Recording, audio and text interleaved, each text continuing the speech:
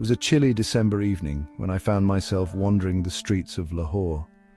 My mind was a whirlwind, burdened by worries I couldn't escape.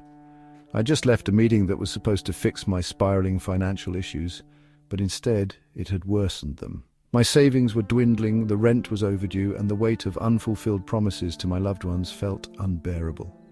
As I walked aimlessly, a light drizzle began to fall. I pulled my coat tighter around me and turned onto a quieter street, hoping to find solace in the solitude. That's when I saw him. A frail, elderly man sitting on the damp pavement, his clothes tattered, and his hands clasped tightly around an old, worn-out Tasbeeh.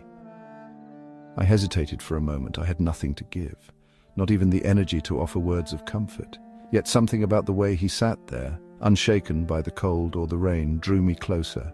"Babaji, you shouldn't be sitting here. It's freezing," I said, crouching beside him. He looked up at me, his eyes tired but kind, and smiled. "Beta, when your heart is at peace, the body doesn't feel the cold." I let out a bitter chuckle. "Peace, that's for people who don't have to fight for every breath. Some of us can't afford that kind of luxury." The old man chuckled softly, the kind of laugh that carries wisdom.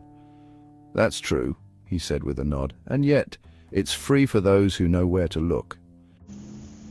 I didn't know what to say. My frustration bubbled up, but before I could speak, he gestured for me to sit beside him. Despite the damp ground, I obliged. "What's brought you out here tonight, Beta-G? You don't seem like someone who's used to wandering these streets," he asked softly, his voice filled with curiosity. Something in his tone made me open up. I told him everything, my struggles, my failures, my fear of letting down the people who depended on me. He listened patiently, nodding now and then, his fingers never stopping their rhythmic movement on the Tasbeeh. When I finished, he placed a hand on my shoulder and said, "Do you know what I pray for every night?" I shook my head. "For strangers like you," he said with a smile, "I pray that Allah eases the burdens of those who pass me by. And tonight I will pray for you." I was taken aback. "Babaji, you're the one who needs help. Why waste your prayers on me?" His laughter was soft but full of warmth. "Beta, praying for others gives me peace. You should try it. When you focus on lifting others, Allah-Ji lifts you in ways you can't imagine." I stared at him, unsure of what to say. My chest felt tight and my throat burned, but I nodded. "Maybe," I murmured, "but it's hard to think of anyone else when you're drowning." With a comforting smile, he responded, "It's hard, yes, but you're not alone, even when it feels like you are. That's why I pray for the ones who think they have no one." I didn't know if it was the sincerity in his voice or the rawness of my own emotions, but I found myself tearing up. For the first time in weeks, I felt a sliver of hope, a reminder that, even in the darkest of nights, kindness could still flicker like a flame.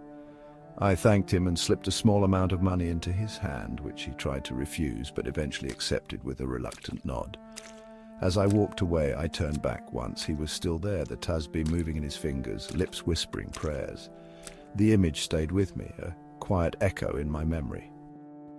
At the time, I didn't grasp the depth of the moment or the meaning behind his words. They felt like a fleeting spark of warmth in a cold, unkind world. But life didn't suddenly turn around for me after that conversation. In fact, things only got worse.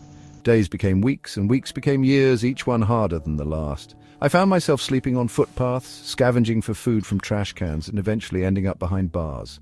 The weight of survival left little room for hope or reflection. More than a decade has passed, and life remains a battle, a relentless fight against the odds. Now I think I understand what he meant. Not that prayers or kindness can magically erase our struggles, but that they can change how we carry them. On the coldest nights, when the world feels unkind and indifferent, I find myself reaching for that memory. The rhythm of his Tasbeeh, the warmth in his words. They're not just a moment from my past. They're a quiet reservoir of strength I draw on when everything else fails. And for that, I will always be grateful.